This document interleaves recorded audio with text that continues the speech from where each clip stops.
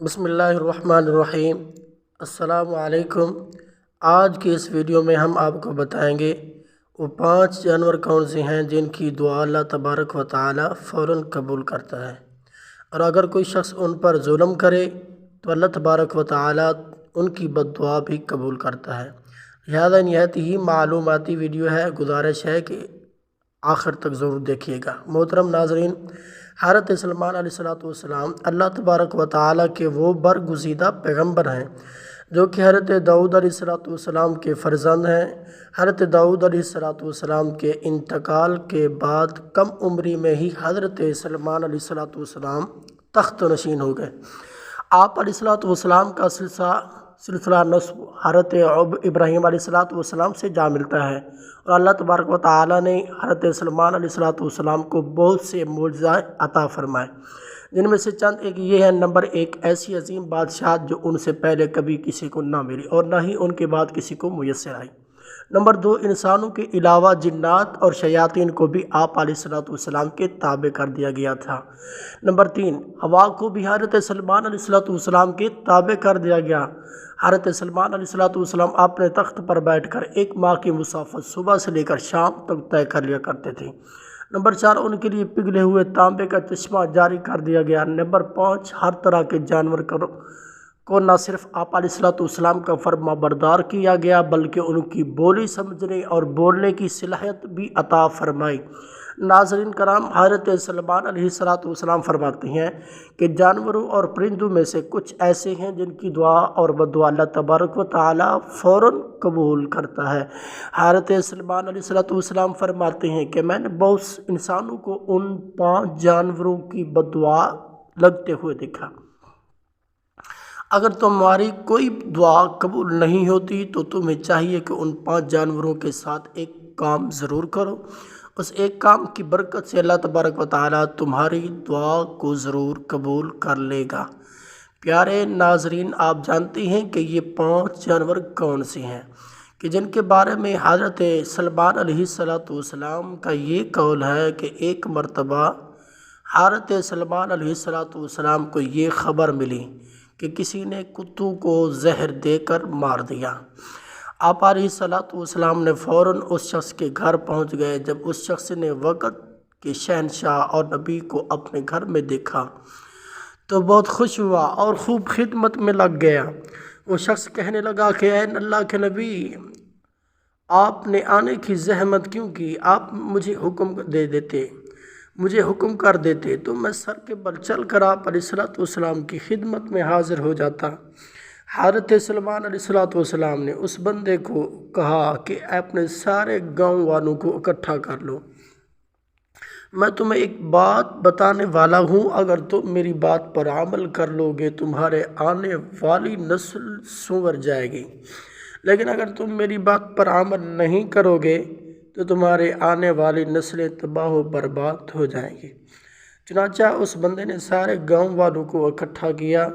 جب سارے اکٹھے ہو گئے تو حضرت سلیمان علیہ السلام نے فرمایا کہ 5 ایسے جانور ہیں ان پر اور پرندے ہیں 5 ایسے جانور اور پرندے ہیں جن کی دعا اور بددعا اللہ تبارک و تعالی فوراً قبول کر لیتا ہے۔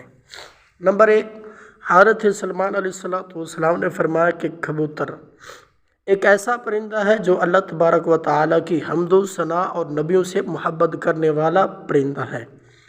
کبوتر کا یہ عمل دنیا کے تمام پرندوں سے بڑھ کر ہے، اور باقی پرندوں کی نسبت کبوتر سب سے بڑھ کر عبادت گزار پرندہ ہے۔ کہا جاتا ہے کہ کبوتر جب بھی نیند سے بیدار ہوتا ہے تو اللہ تبارک و تعالی اللہ کا ورد کرتا ہے اور دن رات اللہ تبارک و تعالی کی عبادت میں گزارتا ہے۔ کبوتر تمام پرندوں کے نسبت زیادہ بلندیوں پر جا سکتا ہے، یہ بہت اونچا اڑتا ہے جبکہ کبوتر کا پیچھا عقاب کرتا ہے۔ جب عقاب کبوتر کا شکار کرنے کے لیے اس کو پکڑنے کی کوشش کرتا ہے تو کبوتر خود کو بچانے کے لیے بہت زیادہ بلندی پر چلا جاتا ہے، اور یوں عقاب کے لیے اتنی زیادہ بلندی پر جانا مشکل ہو جاتا ہے، اور اس طرح سے کبوتر خود کو بچانے میں کامیاب ہو جاتا ہے۔ کبوتر یہ سوچتا ہے کہ میں جتنا زیادہ اونچا اڑوں گا اتنا ہی اللہ تبارک و تعالیٰ کے نزدیک پہنچ جاؤں گا۔ نمبر 2، حضرت سلمان علیہ السلام نے بلی کے متعلق ارشاد فرمایا کہ میں نے بے شمار متقی اور پرہیزگاروں کو دیکھا ہے جنہوں نے اللہ تبارک و تعالیٰ کی یاد میں دن رات گزارے ہیں کہ اللہ تبارک و تعالیٰ ان لوگوں کی دعا بھی اتنی جلدی قبول نہیں کرتا جتنی جلدی بلی کی دعا کو اللہ تبارک و تعالیٰ قبول کرتا۔ بلی کو یہ دعا اور بدعا بہت سی جلد قبول ہو جاتی ہے۔ بلی جس شخص سے خوش ہوتی ہے اور دعا دیتی ہے تو وہ شخص کامیاب ہو جاتا ہے، اور اگر بلی کسی کو بد دعا دے دے تو اس کی دنیا اور آخرت خراب ہو جاتی ہے۔ حدیث مبارکہ میں ہے رسول اللہ صلی اللہ علیہ وسلم نے ایک عورت کو جہنم میں دردناک عذاب میں دیکھا کہ جس نے بلی کو ایسی حالت میں گھر میں باندھ کر رکھ دیا کہ بھوکی پیاسی رہی اور اسی وجہ سے وہ تڑپ تڑپ کر مر گئی۔ نمبر 3، حضرت سلمان علیہ السلام نے فرمایا کہ چڑیا ایک ایسا پرندہ ہے جس کو اللہ تبارک و تعالیٰ نے بے حد پسند فرمایا ہے۔ حضرت سلمان علیہ السلام نے چڑیا کی 3 خصوصیات بیان فرمائیں۔ نمبر 1، جب چڑیا صبح سویرے اٹھتی ہے تو یہ اللہ تبارک و تعالیٰ کی حمد و ثنا کرتی ہے۔ نمبر 2، چڑیا ایک بہت ہی معصوم پرندہ ہے، ان میں ذرا برابر بھی چالاکی نہیں پائی جاتی۔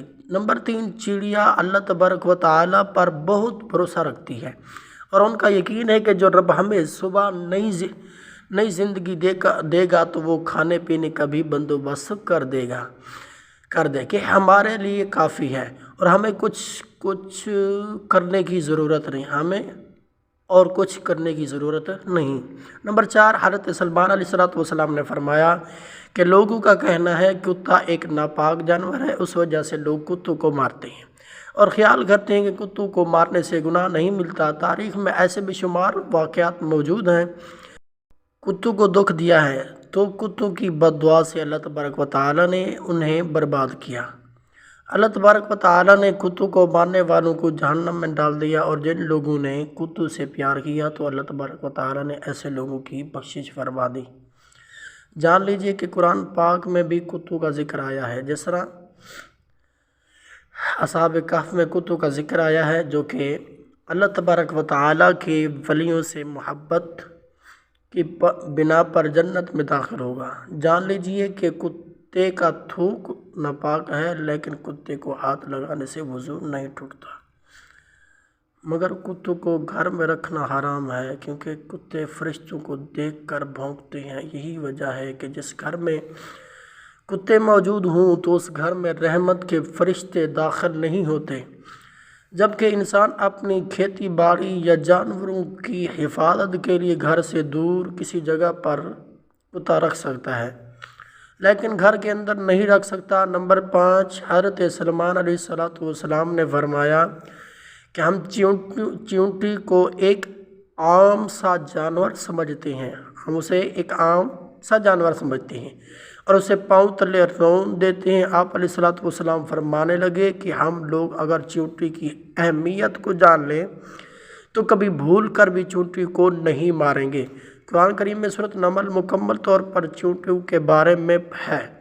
قرآن پاک میں ہی یہ واقعہ بھی موجود ہے کہ حضرت سلمان علیہ السلام اللہ تبارک و تعالیٰ کے نبی تھے۔ اللہ تبارک و تعالیٰ نے پوری دنیا کی حکومت انہیں عطا فرمائی۔ حضرت سلمان علیہ السلام کا گزر ایک ایسے علاقے سے ہوا جہاں چیونٹیوں کی بستی تھی۔ ایک چیونٹی حضرت سلمان علیہ السلام کے